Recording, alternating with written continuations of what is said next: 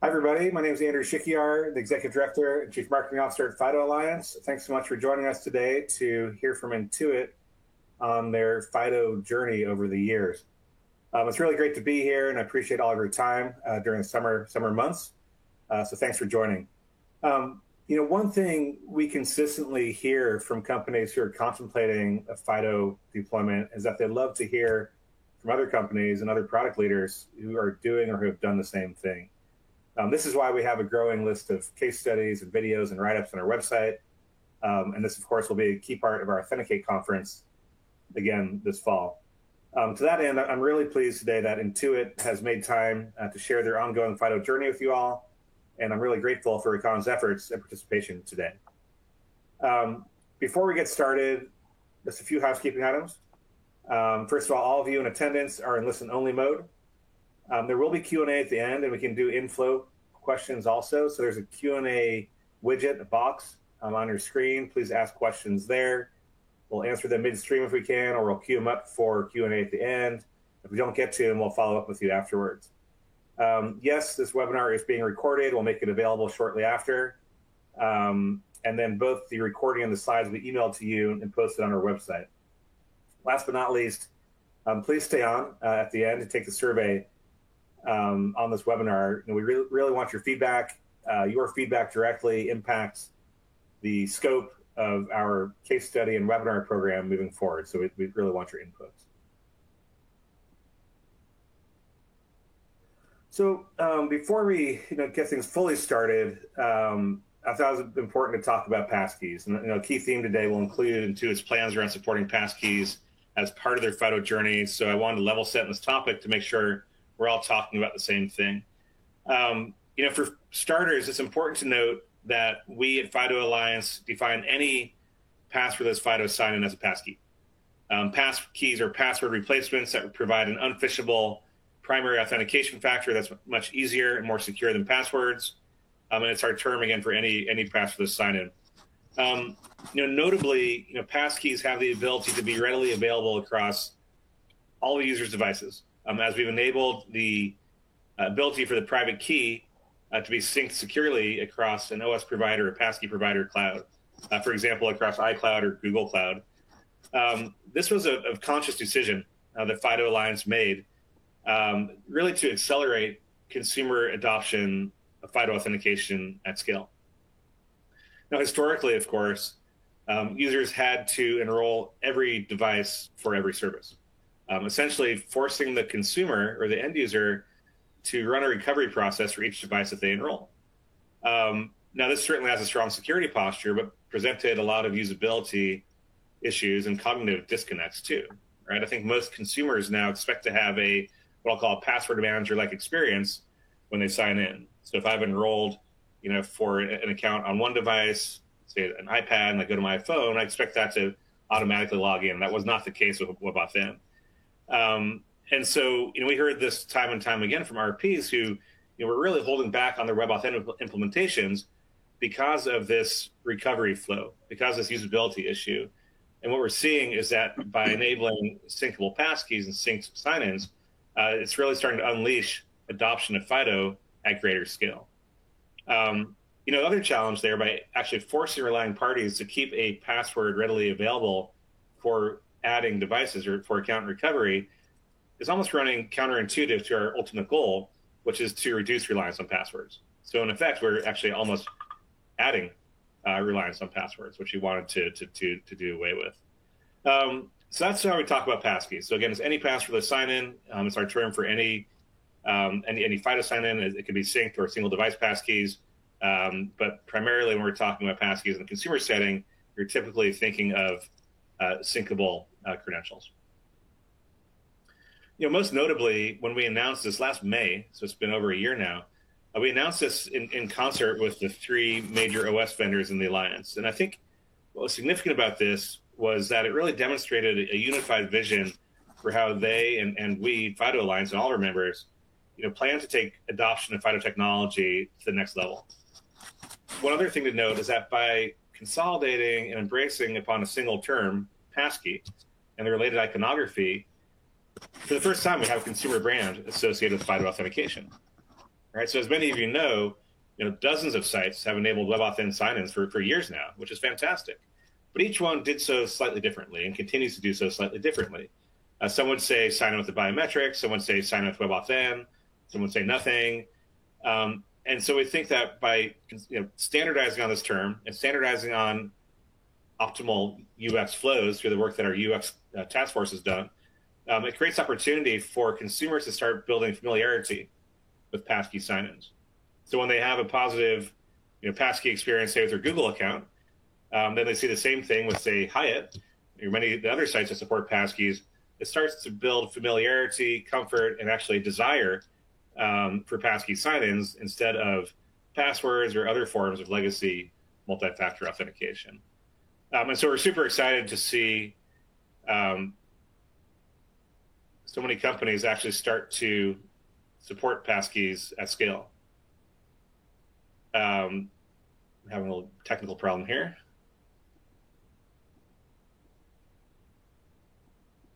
Bear with me.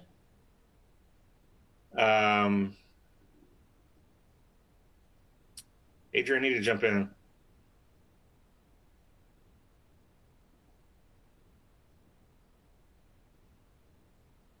Bear with us 1 second, please.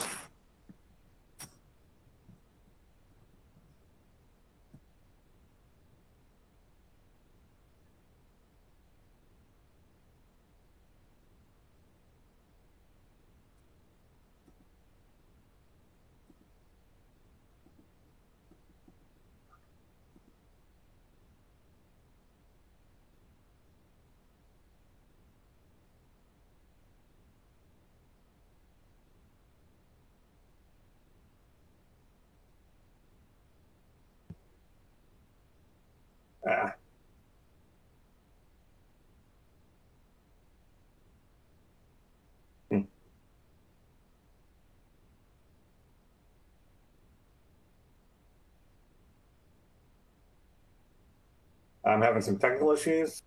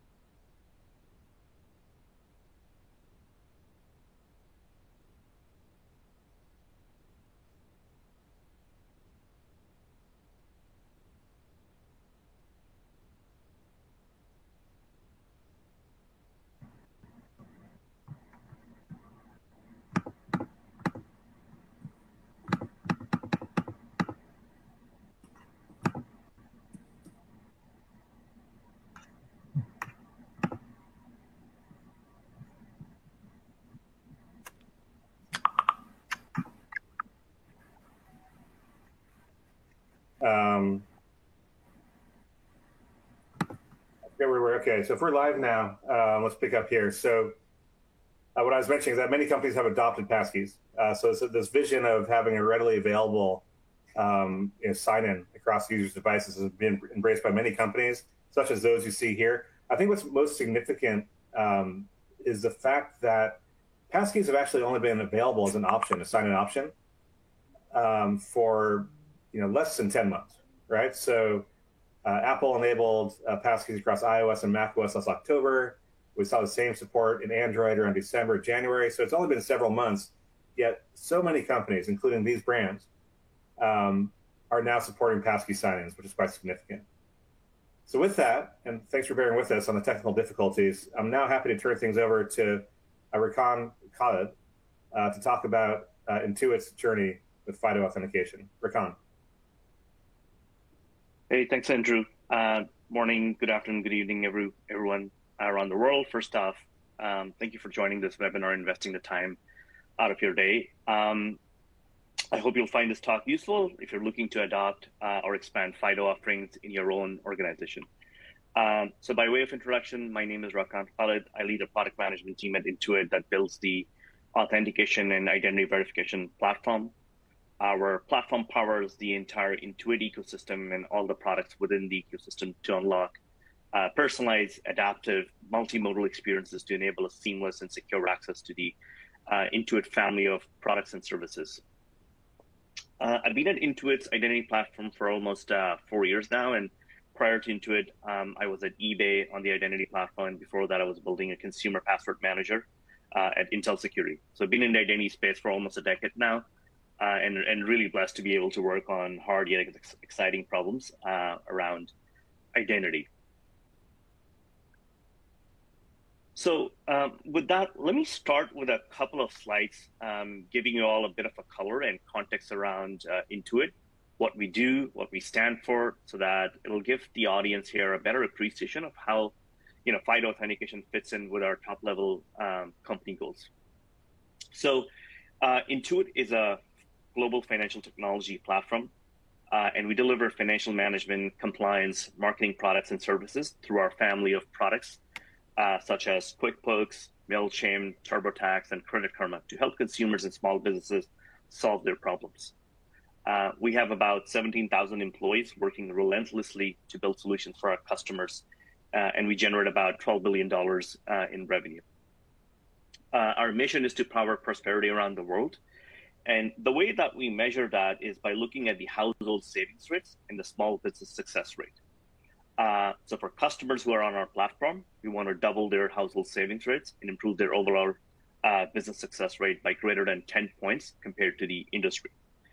And to support that, we've declared 5 big bets to accelerate our mission. And while I'm not going to go through all of them, I want to just spend a few seconds highlighting the first one, which is to revolutionize speed to benefit.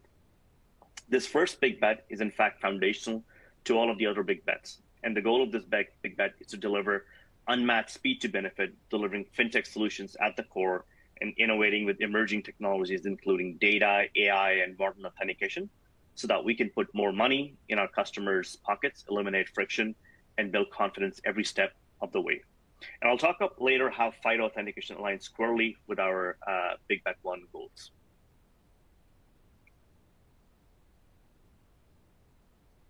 So when you double click further into our ecosystem, you'll see that we have a diverse, complex, and unique ecosystem network serving about 100 million users, ranging from small business owners to self-employed to professional accountants to consumers.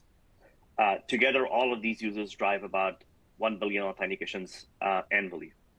For our small business customers, we're focused on helping them get paid faster, pay their employees, access capital, ensure their books are done right, and help them find new customers through our QuickBooks and MailChimp family of products. We have 10 million small business customers that we serve, and we move about $465 billion on our payment rails, over $1 billion in loans that we provide to small businesses to run their business, $2 trillion in invoices that are managed on our platform. For our consumers, we have products and services to help them better manage their money, save money, reduce their debt, and file their taxes with ease and confidence so that they can get the maximum refund. We have 93 million consumers, and we process about $113 billion in tax refunds every year on the platform. And we have about 55,000 tax and financial attributes per consumer. So we're the leaders when it comes to do-it-yourself tax software provider category, and we're growing fast with our assisted tax preparation offering as well that we call TurboTax Live Full Service, where a tax expert can do your taxes start to finish. So in essence, we offer deep financial solutions, and we're not only custodians of massive amount of sensitive data on behalf of our customers, but we also manage highly sensitive transactions for our customers, where we move money in and out of the platform on their behalf. And given we are in the fintech space, we're obviously bounded by security and authentication regulation from various government agencies, such as the IRS, that mandates high level of authentication assurance, typically requiring, multi-factor authentication. I want to shift, giving you a bit of a view on the behavior of our diverse customers. And I'll talk about our TurboTax and QuickBooks customers and leave out some of the other products because the behaviors are kind of covered by these two spectrums. So our TurboTax customers use the TurboTax product to file taxes, obviously seasonally between the January and April timeframe every year. And on average, they sign in 3 times annually to complete their taxes. a quarter of those customers come on an unrecognized device, and that makes sense given people change devices on a 24-month basis. And when we see people on an unrecognized device, we tend to raise the authentication bar because that's not only an Intuit risk policy, but we're also bound by certain government and industry regulation. And a significant portion of these TurboTax users sign in with password, and we have almost an even proportion who file taxes both on web and on our mobile apps. On the QuickBooks side, our customers log in 55 times per year on average. Some of them actually log in daily, multiple times. The majority of them use passwords, and the reason we see a lot of password users is because when we did user research, we found that it's faster and easier for them to use the autofill from the password managers compared to, say, using a phone OTP or an authenticator app that might be a bit more stronger. These customers tend to predominantly use desktop web to manage their small business, but they also use the mobile app as a companion. Certainly less than the TurboTax user base. And obviously, some of these customers move large sum of money, and these large money movement require step-up authentication experiences, not only from a security standpoint, but again from a regulation standpoint as well. So now that a bit about Intuit's capabilities, customers, and behaviors, hopefully the benefits of FIDO authentication will resonate more. At its core, because we are a financial technology platform serving consumers and businesses, we need to be able to balance usability and security. And given the nature of our business, we just can't afford to be an over-index or overweight on just one side of this usability or security pendulum. They have to balance. And therefore, it's critical for us to balance speed, simplicity, convenience, ease, and security to beat the passwords. And I think FIDO authentication offers that optimal balance between usability and security. So historically, you couldn't get this optimal balance. If you wanted to improve usability, you'd have to lower the security bar. If you wanted to improve security, you'd have to lower usability. And I think with FIDO, that's no longer the case, right? Users can use the platform authenticators that they use day in, day out on their devices to unlock, the private key or the pass key on the device to sign the authentication challenge. And I think it's, at par better than the convenience of using the browser autofill password. And I'll show you later in the slide some of the results, and that will talk about why, I made that statement.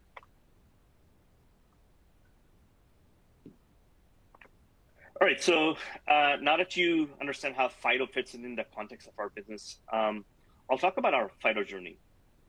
So we are a firm believer in FIDO, and we've evolved with the spec and the standards in every step of the way. Our FIDO authentication is built on top of the Nok Nok S3 authentication suite. We've been partnering with Nok Nok over the last 5+ years since the inception of our FIDO offering. And we're really thrilled to have them by our side in our journey. We selected Nok Nok S3 suite for its advanced FIDO features, capability, scale, and resiliency. We also placed a high priority on working with a FIDO leader. And given Nok Nok is one of the founders of FIDO, they're really well equipped to evolve with the FIDO technology. The spec gets updated over the years. We wanted a partner to take care of the evolution of the spec and technology and let us focus on the core product capabilities and experiences into it so we can accelerate speed to deployment of FIDO solutions. So we started our first FIDO deployment using the FIDO UAF protocol back around in 2017 or 2018 timeframe as an experiment on one of our mobile app products on iOS. Anytime we do a deployment that is as major as a new capability such as FIDO, we do it in a controlled environment or fashion, to reduce the risks of the unknown. So we ran the experiment as an A/B test, and it turned out that the experiment with FIDO authentication was a winner. We then continued to roll out FIDO across our other mobile app offerings on both Android and iOS. And today, all of our mobile apps, excluding the Credit Karma app, has FIDO UAF on them. And then last year, we started testing, what's called the classic device-bound WebAuthn passkeys. Again, we ran it as an experiment, and we weren't satisfied with the results of the experiment. This led us to, continue to run several usability tests and iterate on the experience to improve FIDO registration rates. particularly, the FIDO registrations rates were low. That's the issue that we were trying to solve. However, as we were iterating in a controlled fashion, syncable passkeys came along, and we were bought into the vision of syncable passkeys. We therefore deprecated any new opt-ins into the classic device-bound WebAuthn passkeys. And the reason for that is that when the major platform players such as Google, Microsoft, and Apple announced their plans to support syncable passkeys and deploy it on their own customers, we felt like syncable passkeys would become a big, given these platforms have billions of users. And we wanted to piggyback on that halo effect that Google, Apple, and Microsoft can create, because I think that the biggest barrier to adoption is mass scale education and awareness. And while we all in the identity community, including Intuit, need to come together to offer these capabilities like syncable passkeys, the snowball effect, that Apple and Microsoft and Google can create is really unmatched. In fact, I was at an IdentityVerse conference in June speaking on a panel with Google, Hyatt, and Andrew. And what the panelists from Hyatt mentioned that once Google announced passkeys for their own users, Hyatt's passkey opt-in spiked the next few days. So net, we all have to play a role to help proliferate FIDO because the users in the digital world are shared by hundreds of companies. So I'm super excited about the power of passkeys, and I can't wait to offer that to our customers to have that optimal balance of convenience and security. And we're working through that. It'll be coming soon on our platform as well. Okay. All right. I'll talk through what we're seeing in the data around the impact and the benefit of FIDO. So when customers authenticate with FIDO, we see about 97% sign-in success rates compared to password-based multi-factor authentication, where we see about 80% sign-in success rates. So about like 17 to 18 points increase in sign-in success rates. And so each 1 point increase in sign-in success rates for us unlocks tens of millions in incremental revenue first, because we're converting more people from an unauthenticated state to an authenticated state. And then there's a larger group of people that can go and extract the value of the product. On top of that, the ease of sign-in through FIDO call also reduces calls to the support center, which is a cost to us. And by the way, the reduction in calls to the customer support center is one of the biggest drivers of improvement in our product recommendation scores, which we measure and take it very seriously. And we actually report it out at the company senior leadership level. So really, we see multi-dimensional benefits of FIDO authentication from a revenue standpoint, from an operating expense reduction standpoint, and from a product reputation standpoint, which are all measures of the business health. The other interesting data point is that when FIDO is used for authentication, we see time to sign in reduced by up to 70% compared to the non-FIDO authentication methods. So really exciting thing, and again, it squarely aligns with our big bet one, which is to revolutionize speed to benefit. The faster we can get the user out to sign in, the quicker they can extract value from our product and services. And we want the sign-in to be close to invisible for them in their engagement with our products. And then the final data point that I'd share is that 90% of all authentications on our mobile apps now are through FIDO authentication. And hopefully, we'll bring that number to our, desktop and mobile web offerings with the syncable passkeys. We support a number of authentication into it as primary authentication methods, including passwords, OTP over SMS, email, and time-based authenticator apps. But it's clear with the data that we see that users prefer FIDO authentication for the convenience and the security that it offers. All right. I want to touch upon some of the challenges, though, that we see. So the first one is around the user experience to register and log in with FIDO. It's not ubiquitous across operating systems or browsers. So it leads to confusion among users and kind of becomes a learning challenge and a habit-forming kind of like challenge. When we research, what we found is that customers are not accustomed to using platform authenticators-based device sign-in methods on desktop web experience. My hope is that as passkeys gets proliferated, the issue will subside. For example, today customers are used to biometrics in the mobile device, and hopefully that will happen on the desktop web as well. Lastly, one of the usability issues is that a customer needs to create multiple passkeys if they log into their account on different domains owned by the same relying party. So we have domains like intuit.com and intuit.ca. And I know that the restriction is for security purposes and protection against phishing, but from a customer standpoint, it's the same Intuit account, whether they access it from intuit.com or intuit.ca. So in fact, they use the same password to access the account from an intuit.com or intuit.ca kind of like domain. And those are some of the challenges that we ran into. There's obviously workarounds around that, but I wanted to call out some of the challenges that we're seeing and just be more realistic about it. All right, so the next thing that I'm going to do now is to give you all a sneak peek into how we plan to bring passkeys to Intuit customers, and I mean syncable passkeys. We're still running usability tests and learning from them, and so I expect certain things to change when we go live from these demos. So we'll start the demo journey with just a second. All right, we'll start a demo journey with a user named Nina. She opens her TurboTax app and logs into her Intuit account to access TurboTax product with a phone OTP. And so she's just about to get that. This is an iPhone device. Once she's in the product, she is offered to create a passkey with a benefit statement on never having to use a password or an OTP. So she'll click to create a passkey. That brings up the Apple system dialog to confirm the creation of the passkey. And then when she clicks continue, she goes through the Face ID, and the public-private key pairs are created, and the private key is now stored securely and protected by Face ID or passcode. There's also a benefit statement reinforced again that she can use passkey on that device, on any device. Now the passkey is stored in Nina's iCloud keychain, which is protected by Apple's multi-factor authentication. Moreover, the iCloud keychain is end-to-end encrypted, and I think Google does the same to encrypt the passkey end-to-end. And then I'll show you now the same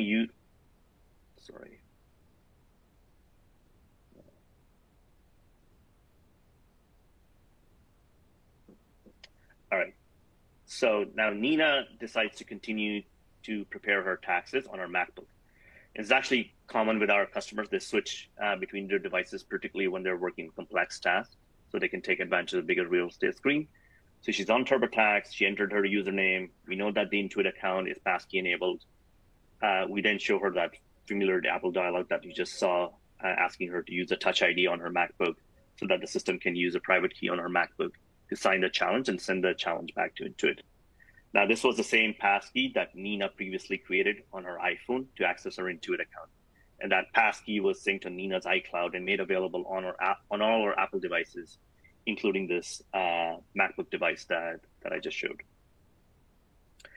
And then the final demo that I will show is Nina trying to use a Windows machine to access and file her taxes. So she goes to the TurboTax website and then enters her username. We know that her Intuit account is passkey enabled.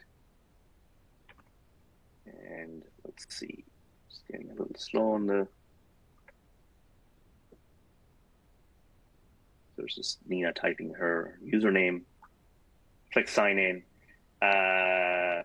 We pop up a QR code because there's no Windows specific passkey on the device.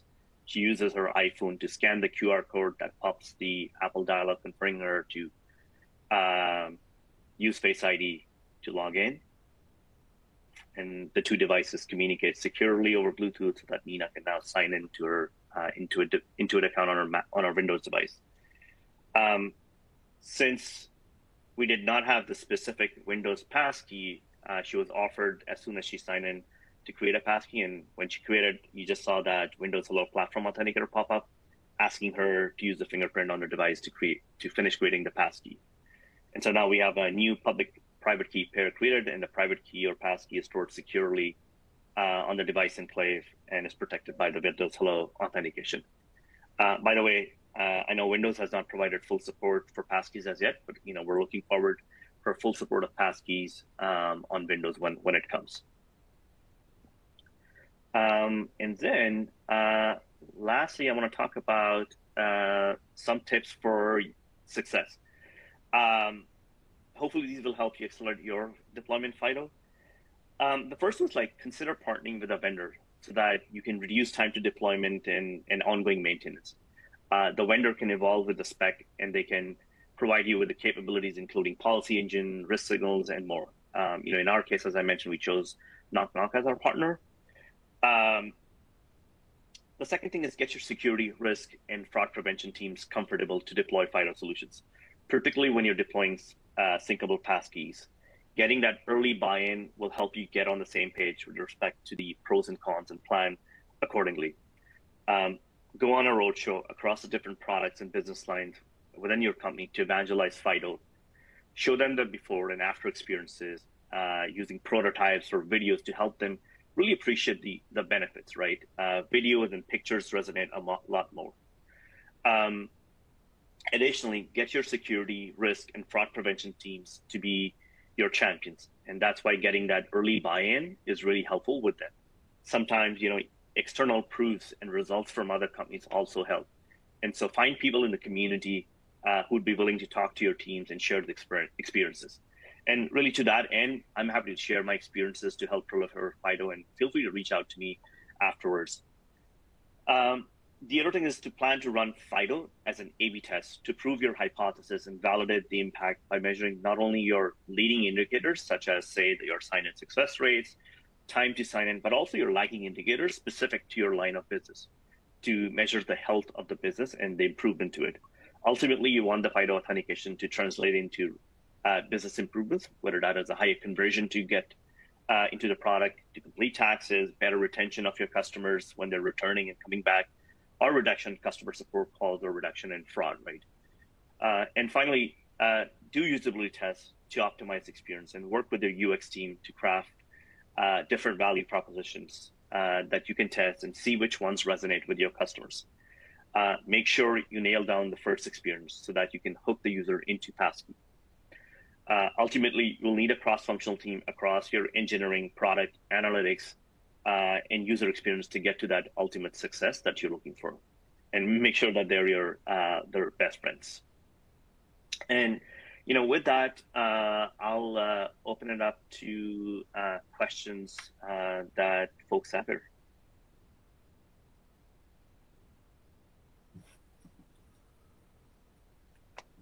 Okay, Rakan, thanks so much. So please send your questions in. We have some in there already. We're going to queue a couple.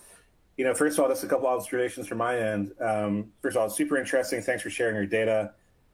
One of your favorite data points that I like to kind of recapture and share with people is the business benefit you found from FIDO. I think you said every 1% of increased sign-in success rate is directly correlated to tens of millions of dollars of revenue. And that hits on another kind of key point that we've seen about passkeys and how it's kind of shifted some of the narrative around FIDO over the years. So several years ago, when I talked to potential FIDO deployers about FIDO, all the questions are about security. How does this reduce fraud? How does it reduce phishing? We know these things are all true, but more and more people are looking at this really from a top-line standpoint. How can increased sign-ins lift my revenues? And Rakan, what you're showing here is that's exactly the case with FIDO in general, and with passkeys. As passkeys make it easier for people to sign in across their devices, that should only grow in importance and in volume. So as the questions are coming in, one general question from me, as you think back on your journey, and you gave some good tips on how people can get started.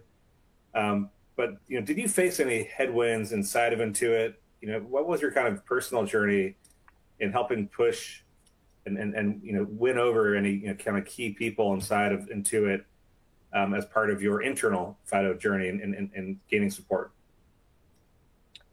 Yeah, that's a great question. I wouldn't say that there were objections.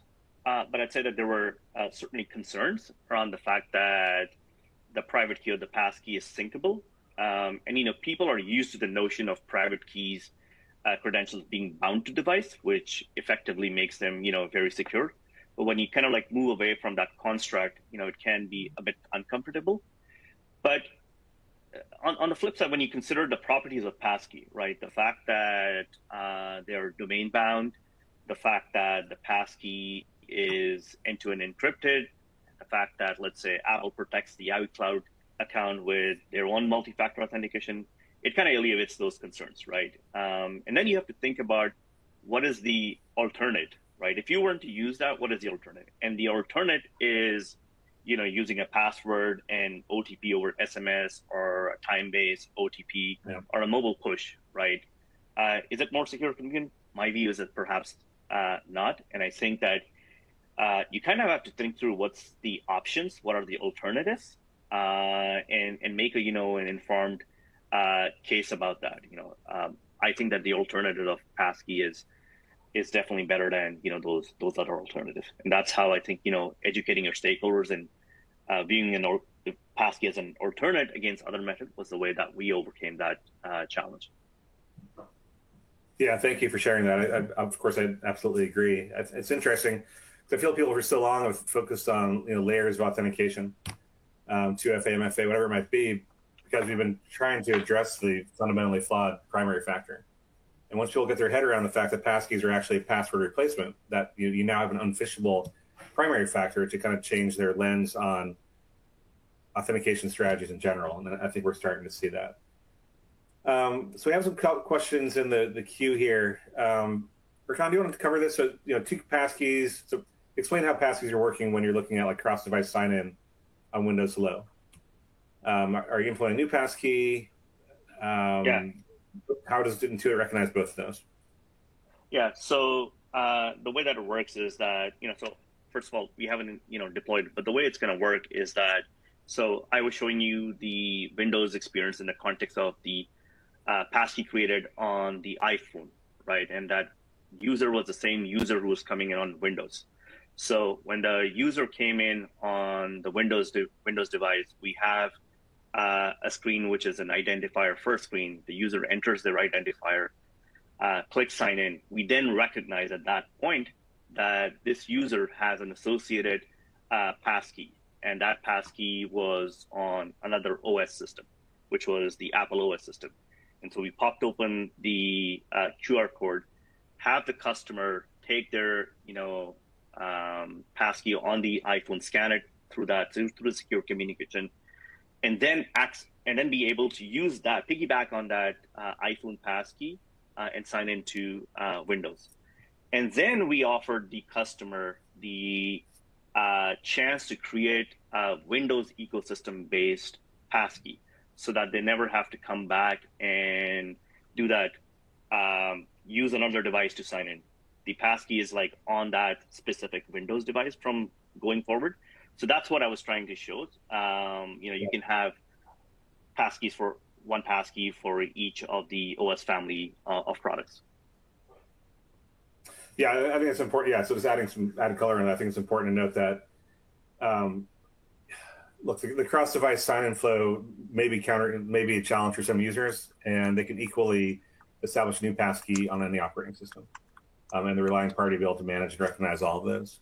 But we do think that once users are familiar with the cross-device sign-in flow, that is going to be the easiest way for them to bootstrap from, say, one ecosystem to the next without ever having to use a knowledge-based credential, which is really important. A couple of questions I'm going to kind of group together here, Erkan, about like adjacent authentication approaches. So, are there other, you mentioned that you have a blend of authentication technologies. What else is, what other authentication techniques is Intuit using today? Do you still use SMS at all? What's the state of play today, and how do you see that shifting in the future? And then the adjacent question to that is about passkey sharing. That's been a concern stated by some parties. I guess my question wouldn't be about that, but like beyond just your authentication blend, are you doing anything else around risk scoring or automated fraud detection and things like that that supplement and augment your FIDO strategy? Yeah, so let me take the first question around the different kinds of authenticators. We certainly support, obviously, the classic, password. We have the phone OTP or the voice OTP. We also support time-based one-time passwords, such as Authy, Google Authenticator, and of course the FIDO authentication on our mobile app. And I think there was a question also in the chat, which was like, are we replacing phone OTP? We're not replacing phone OTP currently. I don't think that we'll be in a state to replace it until we have mass scale adoption of FIDO across the different OS systems that we kind of support. So we're still going to have phone OTP, but I see that as you saw in my results slide, we have 90% of authentications on our mobile app now on FIDO, right? I'm hoping that we can do the same on the desktop family of products or the mobile web family. And once we kind of hit that mass scale adoption of that, we'll try to slowly try to, I wouldn't say deprecate, but we would nudge the user into more secure passkey-based, FIDO authentication-based kind of authentication, and keep the remaining ones as backup methods for a bit. So that's the answer for the first one. And I think the second one around the sharing. So having passkeys does not mean that we eliminate all of our risk screening that today happens. We'll continue to actually have all of the risk screening that we have today. And there's a number of ATM models that we run. There's a number of vendor integrations that we do to get context and risk. And we'll also look at the kind of resource that's going to be accessed and kind of the operation that the customer is about to do, right? And so based on that, we'll elevate the step-up authentication, or we will keep the authentication at the same layer. But one of the beauties of the FIDO and the passkeys is that they are in reality they are multi-factor authentication. To the user, it doesn't look like it's a multi-factor authentication because they just have to pass one active gesture, whether that's a Face ID or a Touch ID or a device password. But there's that unphishable private key that's stored on the device, and that actually just makes it a very seamless, step-up authentication that actually doesn't look like a step-up authentication. Interesting. Okay, thank you. As you look at your journey moving forward, once you enable passkeys, how will that impact your historical FIDO authentication implementations? I assume you'll still be using will you still be using the UAF protocol for native apps, or what about your WebAuthn implementation, device-bound WebAuthn? How does that impact things moving forward?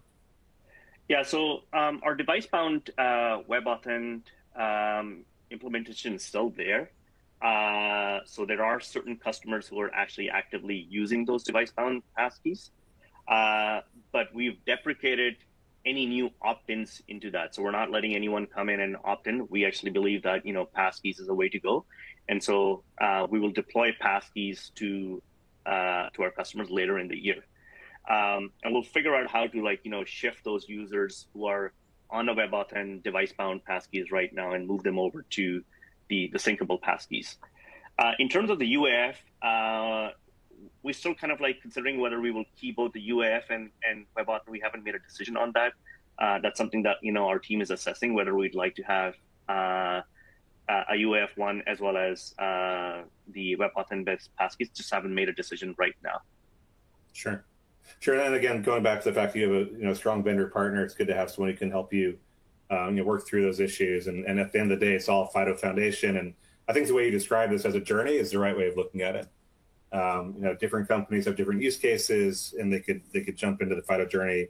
If it's a native, mobile first use case, maybe they start with a native app, or if it's a web use case first, they can start with WebAuthn. But it is all a FIDO Foundation, and you have a partner to help you with that. We have a question on that point, and not specific to your partner, but can you expand upon your own kind of build versus buy analysis before you got involved with at the very inception of your FIDO journey.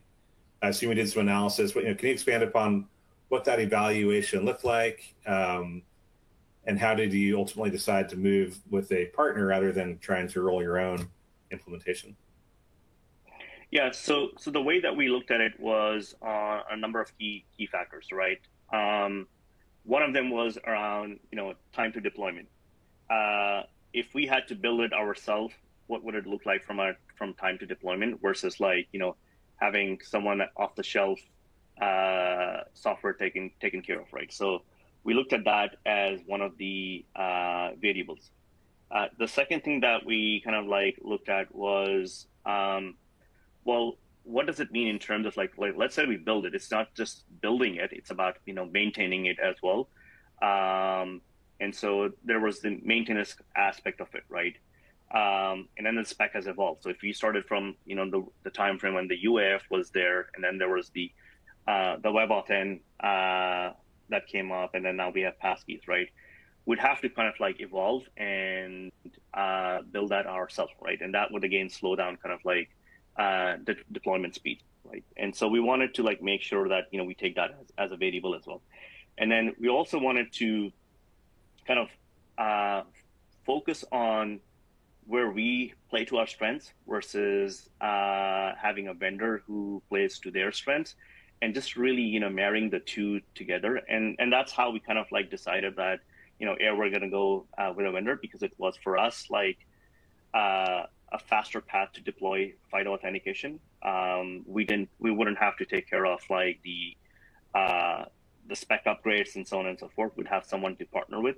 And I think the other thing is that we'd have someone who's a leader, who's the founder of the FIDO Alliance, to be on our side, to be able to share best practices from the various different customers that they support. And as a community, we can learn about it. And so that's those are some of the reasons that we looked at in deciding whether to build it ourselves or to go with a third-party vendor. Okay, thank you. A question: how are you? I mean, is there a call center component to any of this with FIDO? Yes. Or in general with user authentication?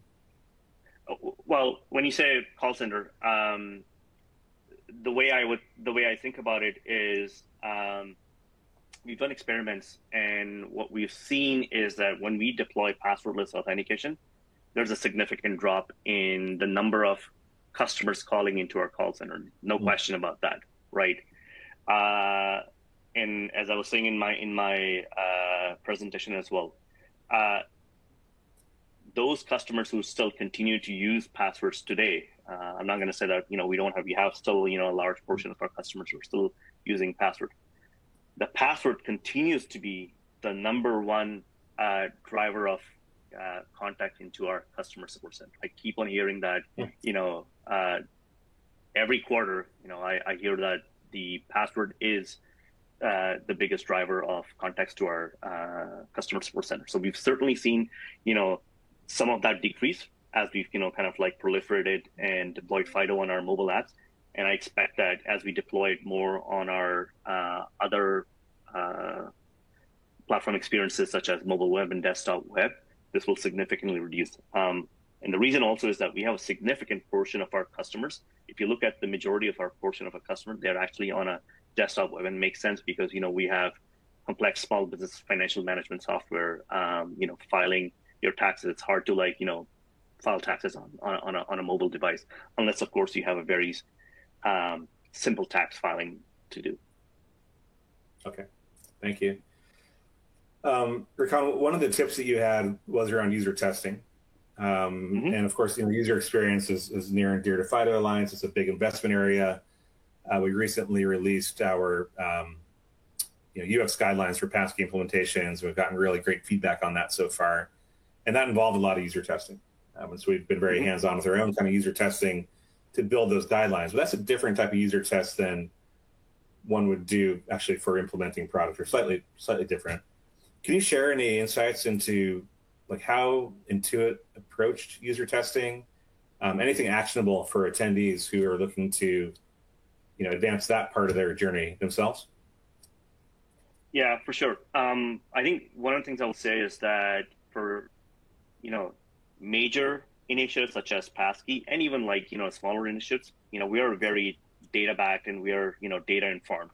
And so whether that data comes through an experimentation or quantitative, we deploy data to make decisions. And we also like use the qualitative testing through user testing and use that feedback to kind of like iterate and build the optimal experience for our customers. So Passkey was no different. We are currently in the process of doing extensive research. We've done some. One of the biggest thing that we've learned is that explaining the concept of Passkey is kind of like hard, and the benefit of it. So content strategy is really critical, and that first time introductory user experience is super important to make it brain dead simple. We need to nail it. So I've been doing, user testing experimentation with different illustration, context, and benefit statements to arrive at that optimal experience. We've also learned that, significant, number of people haven't heard of Passkey, and that's not surprising given the early stage, of Passkey. But I think we'll cross that bridge when we as an identity community work together to make this a habit. Habits are sticky, and it's hard to change habits, but if we all start to offer Passkey and to customers, I think it'll become, a habit, because every digital footprint that they traverse on the internet, they'll see Passkeys to sign in. And new habits form, just like, we've seen from biometrics on mobile device. The one piece of recommendation I'll also have is when you're doing the user research, figure out the painful touch points around authentication, such as when the user did a password reset, and offer Passkey as a painkiller at that point, right? You'll get better results in the option when they just go through that painful moment. And I also recommend, understanding the unique motivators for why your customers would want Passkey, and build an exceptional, that first time experience, because people learn by doing it. And so make it simple for them to learn and contextualize it in the context of your own business. So I think that's what I would say is something that's going to be actionable and helpful to the organizations. Yeah, great points. Thanks so much. So before we wrap up, one last question for you, and also something to share with our attendees. So Intuit has upgraded your membership to the board level. So Intuit's our newest board director, unannounced yet. So breaking news of sorts. So really happy to have Intuit on the board. I'd be curious if you're willing to share any perspectives on Intuit's journey as a FIDO member also. What have you gotten out of this? Why did you decide to join our board or apply for the board membership? Any insights you can share, particularly as a relying party, any benefits or things that you've gleaned through your membership as a FIDO member? Yes. So certainly, I think that so if I step back, right, and I talked about some of these things earlier in my presentation, we are a fintech platform, and we have hundreds of millions of both consumers and small businesses. We're not, a place where you can shoehorn in frictionful enterprise-based kind of like authentication, right? So we've got 100 million users. We need to provide, a seamless access to these customers. Yet we can't just relax and lower the security barrier, right? And so we need to have, it's in our best interest to make sure that there's a secure yet more seamless, authentication. We have a very diverse group of customers. We have customers who are from the various generations. Some of them, from the older generation who are still used to passwords. We want to be there on the FIDO board to be able to help shape the direction of the FIDO spec moving forward, to make sure that we can build a spec that will solve for mass markets, for a diversity of customers. We want to bring our insights, our learnings to the board and to the group, the consortium, to help basically drive and move forward the mission of FIDO. I think we have just a very, very unique insight, and we are also bounded by certain regulations. And so we want to be able to bring those insights and help move the mission of FIDO forward. Super. So, Rakan, so we're going to wrap Q&A there. Thanks so much, Rakan. Really appreciate that. And thanks, everyone, for joining today. We're going to wrap things up here. Just one last reminder. Our Authenticate conference is taking place this fall, October 16th to 18th in beautiful Carlsbad, California, just north of San Diego. I strongly encourage you to come. If you enjoyed hearing from Rakan on Intuit's journey, we'll have that in spades at this conference. We have many case studies from a variety of implementers in a variety of settings who are coming to share their experiences in presentation format. And there's lots of networking opportunity where you can connect with your peers to learn more about FIDO and the ways that you can bring it to bear for your own implementations within your own companies. So please put Authenticate in your calendar to attend in person or virtually. AuthenticateCon.com is where you go to sign up. So last but not least, please take a moment to fill out the survey. Thanks so much for joining today. We'll look forward to seeing you on a future FIDO webinar. Have a good day.